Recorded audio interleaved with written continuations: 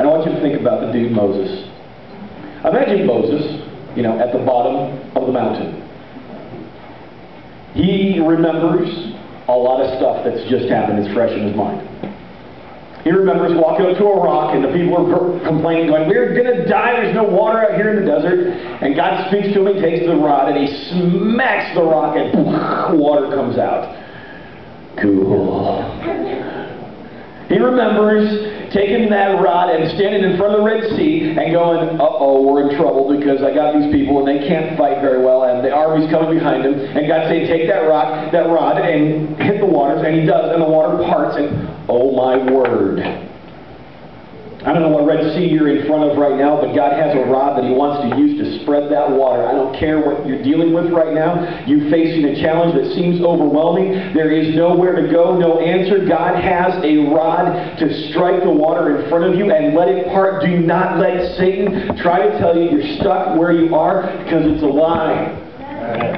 He remembers that. Wow, water parted.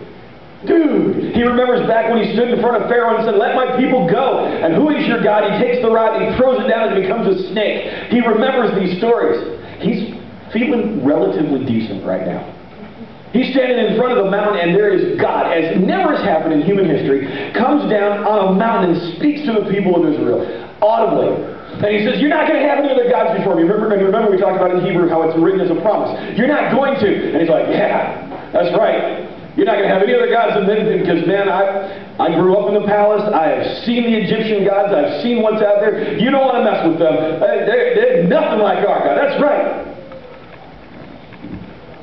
Do not make any images and bow down to them. How could we even think about doing that? You defy expectation. You're taking us on a journey that's beyond our wildest imagination. No way, no how, no. Yeah. Don't take my name in vain. My fame, my reputation is going to be your greatest passion in your life. Absolutely, man, because there ain't nothing else. That's right, that's right. Number 4, you're going to take a day off. Sweet. Because again, any God that tells you, commands you to take a day off is pretty cool in my book. Take a vacation. Okay. God told me. Then he comes down to the 5th commandment. You're going to honor your parents. You're going to have healthy relationships. And you know, he's looking over at his kids going, you hear that? Did you hear that? That was God. Obey me. And then God says, you're not going to murder. And Moses goes, oh, yeah. Because we forget that in these great stories, that Moses was a murderer. That puts it into perspective. Moses was a murderer. Moses, way 40 years before this time, is in Egypt, living in the palace, thinks I've been called by God to free my people, the Israelite slaves. I've been put in the palace by God, obviously. I got to do something about this. He takes it. He's out. He sees this Egyptian fighting with an Israelite, beating him. And says, stop it! And the Egyptian goes, he's my slave, I can beat him if I want to. And Moses says, all right, fine, and he kills him. What we do is we call that murder. Okay?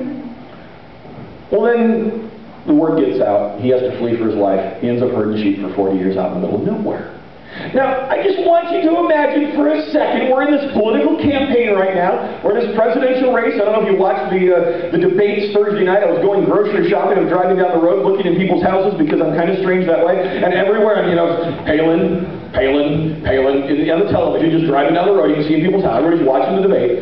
I go, okay. Imagine if any one of the presidential candidates or vice presidential candidates had killed someone when they were 18 years old, 19 years old, 20. Imagine if, you know, they'd been out on a Saturday night having a good time, they walked into 7-Eleven, wanted a Slurpee, grabbed the Slurpee, got the big one, didn't have the money, went, well, shoot, I don't have any money. Can I have this for free? And the guy said, no, you can't. I really want it for free. I don't have any money. I'm sorry, you can't have it. Pulls a gun and says, give it to me. The guy resists. If something happens, he shoots the guy, kills the guy at the convenience store for a Slurpee. Do you think this would come out of the presidential campaign? You want to talk about attack ads that are coming out on television? He's a killer of 7-Eleven convenience stores. Your next president. You know that's coming out. And you know that you and I would probably not vote for the dude who did time for president.